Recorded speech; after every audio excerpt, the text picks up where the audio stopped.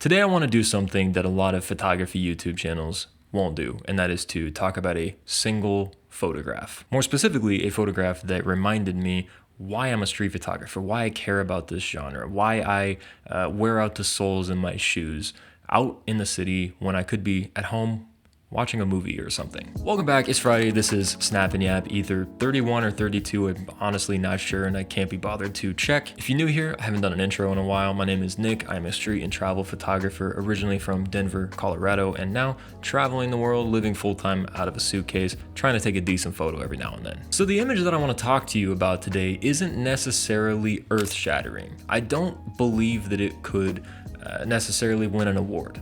I don't think that it would necessarily hang in a gallery or be celebrated or even go viral on social media. I think it is a good street photograph. I think it's interesting. I think it's abstract. I think it does a few things technically that maybe a beginner would struggle with, but I don't think it's gonna blow anybody's mind. But as I've hinted at, what it does for me is it reminds me why I give a about street photography in the first place. I've thought a lot about this over the years. I've thought about why it is that I like street photography, that I, continue to try and do it. As a person who doesn't particularly like people and who is pretty anxious, I would say, for a street photographer. Like, I have a lot of anxiety just in my life, let alone photographing strangers on the street.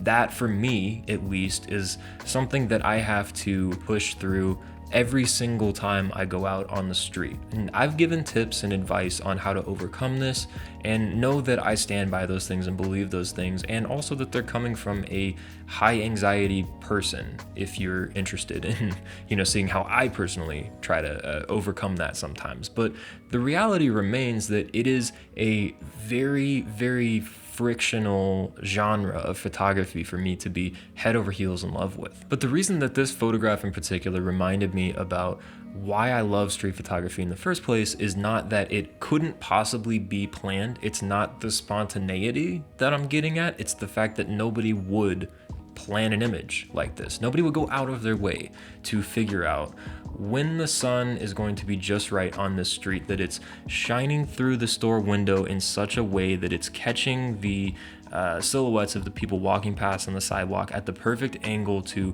project that silhouette onto this cooler or freezer or whatever it is. Landscape photographers, people who do those like really, really technically perfect cityscapes, things like that, you look at apps like whatever that one's called, Pixel something or whatever, where it shows you like the angle of the sun, where the light's gonna be, all that kind of stuff, obsessively checking your weather app. I mean, like, I look and see when the sun's gonna go down for golden hour every now and then, but we don't plan street photography. Maybe the location, I'll give you that. And as a result, there are so many images that are once in a lifetime that could never happen again, that nobody would ever care to plan out. And not because they're so special or so moving. I don't think that street photography is that important. I don't think that there's an inherent value to capturing a moment that'll never happen again. I think there can be, but I don't think that value applies to every street photograph. I think some street photographers have a tendency to get very wistful and self-congratulatory when they talk about how spontaneous and random street photography is, but it's not the value of the moment never happening again, for me at least.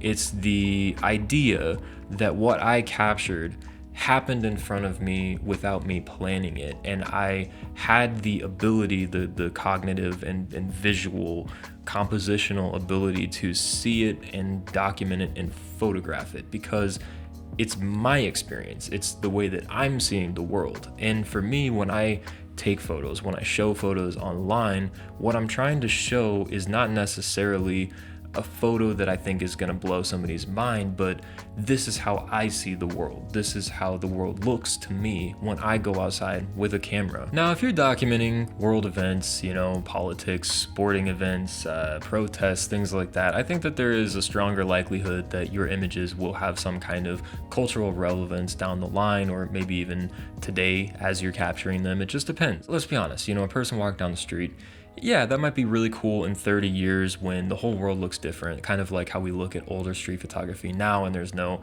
iPhones, and people dress different and all that kind of stuff. But this image just reminded me that It's not necessarily the once in a lifetime-ness of a photo that makes it special. It is the random chaos coming together to form something interesting or beautiful to the photographer, and more so what that composition says about what they were looking at that moment in time. It's evidence that a person stopped and said, oh shit, that shadow looks kind of cool. And I think that there's just a very subtle visual DNA to every single street photograph out there that tells you a little bit about the person who took it. I think it allows you to put yourself in the shoes of the photographer and kind of understand the world through their eyes for just a moment. But let me know what you think. Let me know if this is the worst, most cliche street photography take you've ever seen on YouTube, which if it is, I'm so sorry, because that is genuinely a really high bar to clear. But that's it. I appreciate you watching. As always, means the world to me. I will talk to you very, very soon